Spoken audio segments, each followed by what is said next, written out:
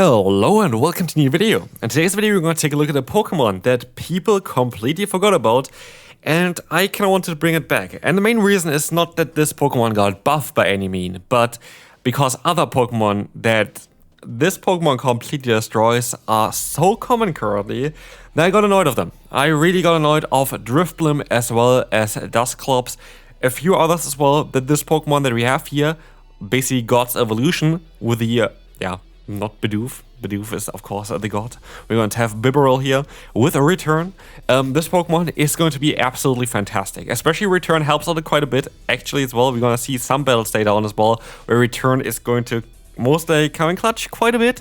I know, I did so many battles with this team, by the way. I had a lot of fun there. I climbed up over 150 elo with this team. I tried this team with a bit more squishiness in there while having Greninja instead of the Gligar in the back. Didn't work out that well because I just didn't have the survivability with this team.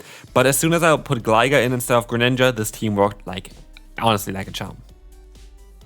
So yeah, let's take a look here now at the next opponent. We're going to have actually one of the worst possible matchups here, which is going to be the matchup against the Scizor. But the opponent stops out to catch a super effective Aerial Daze onto Como. But not only this, they also decide to go for their charge move here. It's going to be the Dranclaw, which barely doesn't get the KO against us.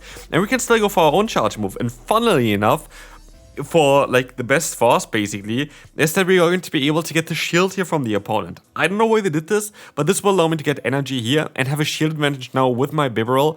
But also I'm going to decide to go ahead and rather go for the charge move here first, and I want to put them into rollout range. In the back is going to be the Denny. That is going to be a bit of a tough one for us, of course, getting completely walled here the entire battle.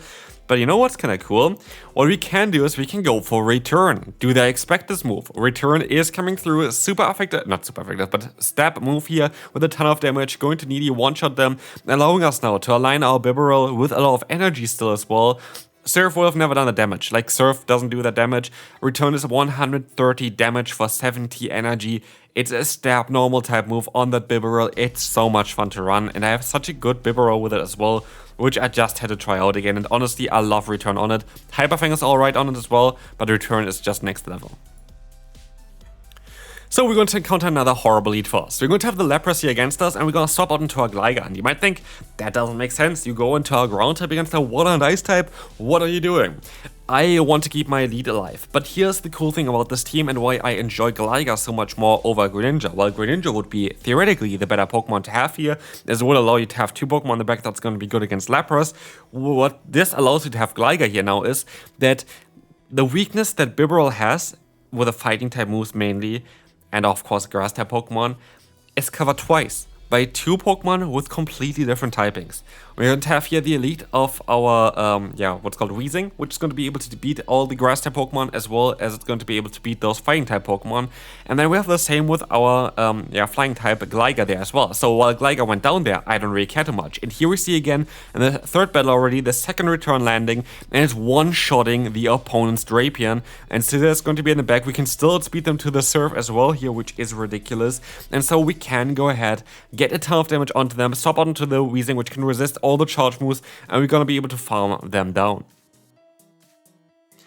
And yeah, basically, I decided to go for Bibarel because I looked at the meta and I got annoyed at Drifblim, and I was thinking, what is the best Pokemon for that? I saw so many content creators hyping up Drifblim recently. I saw so many content creators hyping up Dusclops recently. Dusclops has been on every team basically in the last few regionals, so I had to kinda do something against that. And the one Pokemon that just came to my mind was that only normal and water type Pokemon there in the game. I think the Bidoof is only normal type, not too sure, but it's definitely the only normal and water type Pokemon in Pokemon Go. And with that, it has such a unique typing that is so great to deal with those ghost type Pokemon currently, as you double resist the ghost type damage, which is the main damage of both Dusclops as well as Drifblim, and you still resist the ice type damage, which is kind of the second type for that.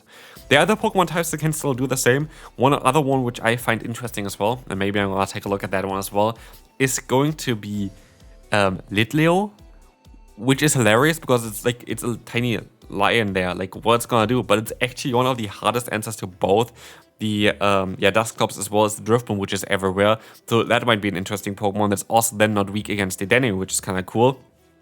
But yeah, those are kind of the only Pokemon that really have that resistance that you want there, and it's just, I don't know, it's just fun to run there. Like you would have maybe, you don't have a normal and ice type, for example, that doesn't exist to resist ice type Pokemon, and so yeah, normal water, normal fire is, I think, the only types that really do that.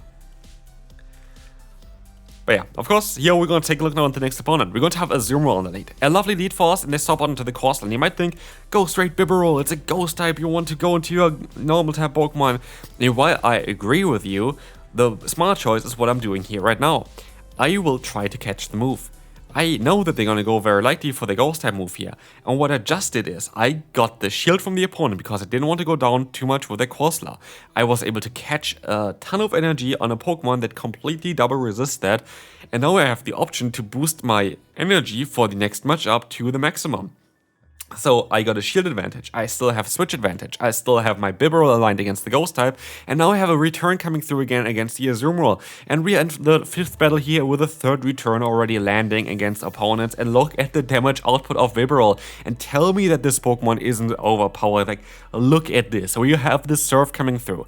You're gonna be able to get them kinda low with that, and you know what's kinda cool as well? We don't need to shield here, because our team is so balanced with each other that I'm not really too worried about anything that could be in the back. Like the Marowak here doesn't have any play at all against us. We have our Gligar, which can double resist the fast move, and also the main charge move of this Pokemon. While of course the move Rock Slide is going to be a bit more of an issue for it, we decided to let the first move go because I was fully aware that one Rock Slide doesn't do enough damage, as this move recently got nerfed as well, and with that, yeah, it just doesn't do enough. So, Dewgong, and here again, is showcasing why it's so cool to have Gligar in the lead, because he's not acting like an ABB style line that he did before with the Greninja, which you cannot do if the Pokemon that you have are so squishy. It's alright if both of your backline Pokemon are squishy, but your lead has to be super bulky kinda for an ABB style line to really work, because the lead is more important than the backline, because you have 2 of them basically in the back, you have double the amount of HP and stats there of a certain type, yeah, for example water. But you only have that one Pokemon in the lead, and that Weezing needs to kinda stay alive for that, and it just doesn't have the bulk for it. But now where we swapped it, it doesn't really matter too much. We're going to have here though Gligar coming in, because we don't really want to take a hit from the Ice type move there from the Dewgong still, but we have that shield advantage, we can use a shield here, so like we're now kinda even on that. But also what I see here already is that 2 of the aerial aces should be enough to knock them out, and I should be able to outspeed them for 3 charge moves before they get to their next one. So the first one comes through, the second one comes through, and I do think that I would still get to another one in time as well. But this would also be already enough to knock them out, allowing us to align ourselves, go into our Dewgong, to go into against the opponent's Dewgong, into our Bibarel, take that hit, take the Drill Run, and in comes the Annihilate. Nothing I can do here. That was a tough one, that was an annoying one.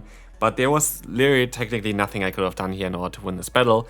I played it to the best of my ability. If I knew that they had this Pokemon in the back, I would have played it differently against, for example, that Wigglytuff. I didn't have an idea about that one, and so we barely lose here, but that's alright. We can move on to the next opponent. Let's see if we come back. Let's see, we're going to have here the Marowak against us. Horrible lead already, and in comes the Dedenne. Couldn't get any worse. Anyway, we're gonna be able to hit that Surf straight away, and the opponent lets the move go, which is alright by me. I'm gonna be able to let the move go as well. Yeah, I might have been able to outspeed into a Surf, but it doesn't really help me. It just boosts up the opponent's defense. It's such an awkward matchup here.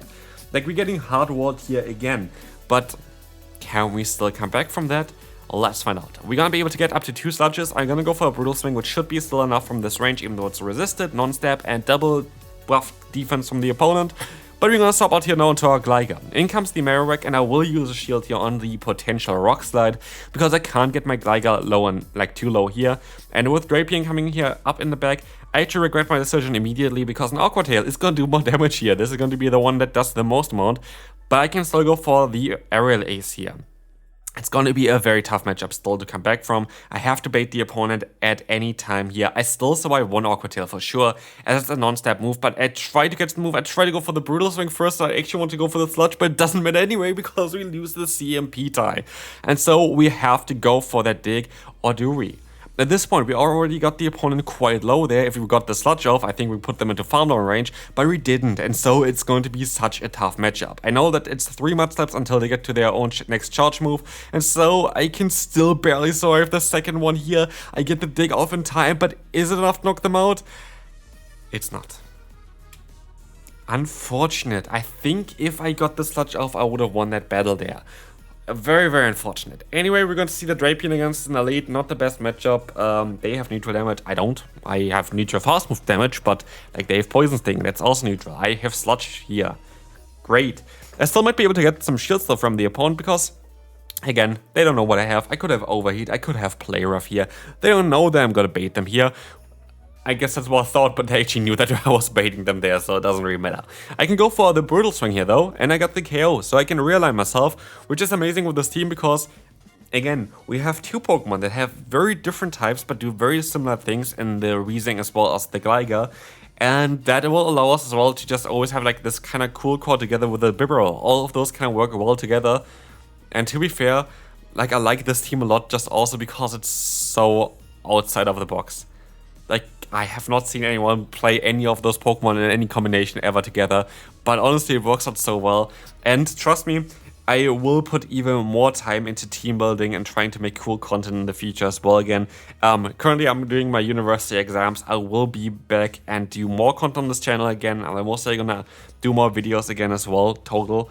And I can't wait for the time because I'm gonna take a break from university a little bit. Gonna focus a little bit more on content creation, on coaching as well. Link is down below.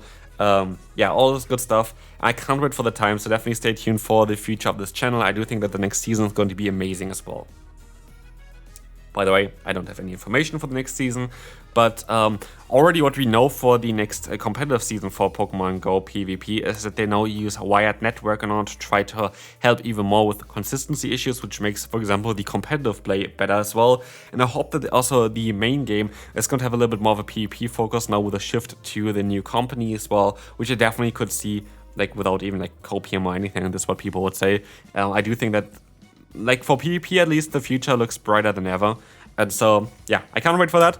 But anyway, let's take a look at another return landing against the opponent's Blastoise. I actually completely forgot how many returns I was able to land with my Bibarel. And again, I'm gonna put everything onto the Bibarel here. I don't really want to put anything on my Gligar, even though I could have farmed them down here, but I don't want to. I want to win with Bibarel. I know I have already one great matchup in that Drifblim. I have a ton of energy, I have 2 shields, and in comes the Drifblim again. I just want to get the KO. If they're gonna stop out here straight away, I'm gonna get the KO. What do they have in the back? Azumarill, good game. Good game here. No way they can win this with the return that we have. And so we're gonna move on to the next opponent, where we're going to encounter Bellibolt in the lead. A lovely lead because we're gonna be able to resist the fast move pressure of Bellibolt. Sucker Punch is going to be a resisted hitting move here from the opponent. It's a non-step move as well. And with the bulk that we still have naturally on our Weezing, we can take a parabolic charge like it's nothing. Not really. I mean, they're gonna put us basically into farm down range, but not before. We can go for a Sludge here, get them lower, and we see that another Sludge would knock them out. But do they know that as well? This looks like a CMP tie. Do we get realignment and a shield advantage? Yes, we do. And again, as said before, I have 2 Pokemon in the back that are basically a perfect core together as well. As same as kind of our lead as well as the Bibarel is a perfect core together. And then again, you don't even have like common weaknesses between a Gligar as well as the Weezing as well there. So like it's such a cool, unique anti-meta team. Like it's such a fun team to run. I don't think I encountered any of the Pokemon. I think I encountered one Gligar while playing this one, but not on any of the other Pokemon at all while playing. So it's also more of a like unique Pokemon to use there. And the opponent had a gas on their back and they just decided to forfeit. So yeah, good game to the opponent. Scizor is definitely more of the worst Pokemon that you can encounter. Scizor is like the one Pokemon that I don't want to see in the lead. I know it's a very common lead. It's still playable, don't get me wrong. Like it's not that you're gonna lose immediately now. It's still playable, but it's the one Pokemon that I don't really want to face. Dusclops, on the other hand, is the one Pokemon that I was thinking I would face more often, especially as like a scizor or whatever, but definitely didn't really get even the alignments always with my Pokemon. But they make a very smart play here that I don't like. They undercharge their Shadow Punch. That is very smart by them. Absolutely fantastic play by the opponent getting all the energy, but my plan was to get energy on my Weezing first and then swap out into my Bibarel, but because they undercharged it perfectly, I wasn't able to do that. But they're still going to go into their Scizor here, which is an interesting play because they were energy dry going into this matchup. And I am going to be able to do some nice fast move pressure still, as we're going to see here. We resist the fast move from the opponent. If they want to boost themselves up, they have to go for Trailblaze. Night Slash is coming through. They can go for another one. I'm going to shield my Bibarel here. God is with me, literally. as we're gonna be able to go for a serve against the opponent, and I might be even able to catch a move, but they decide to let the move go, and in the back it's going to be the Jellicent. I will keep one serve just in case, and I'm gonna go to my Weezing, which has that Brutal Swing, which is gonna do some super effective damage against the opponent, which is going to land straight away as well, and makes it a bit easier for me. Jellicent is another Pokemon that Bibarel, in theory, hard walls. Everything is going to be at least single resisted or double resisted, which is absolutely fantastic and showcases again what role Bibarel could have in the current meta. But this is not the Bibarel show here in this battle, it's going to be the Weezing show, and with that, we're going to be able to win. Never mind. Bibarel, you can have the last blast there with the serve. Hopefully you enjoyed this video. This was absolutely fantastic for me. This team was so cool. Hopefully you enjoyed it, and I'll see you then. Bye bye.